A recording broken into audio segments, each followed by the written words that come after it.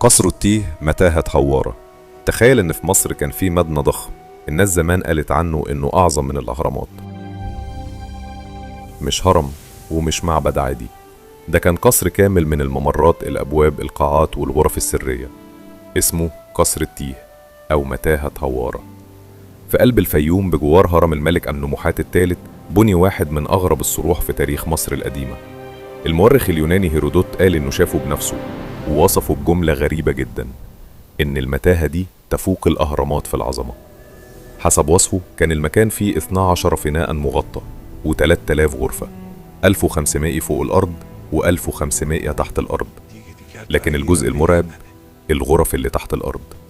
هيرودوت نفسه ما دخلهاش، المصريين المسؤولين عن المكان رفضوا يفتحوها له، وقالوا له إن تحت الأرض مقابر ملوك ومقابر تماسيح مقدسة.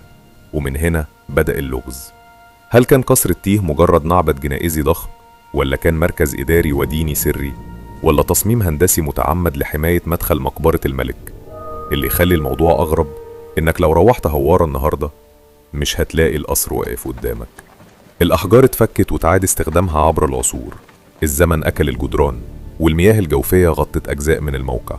لكن القصة ما انتهتش.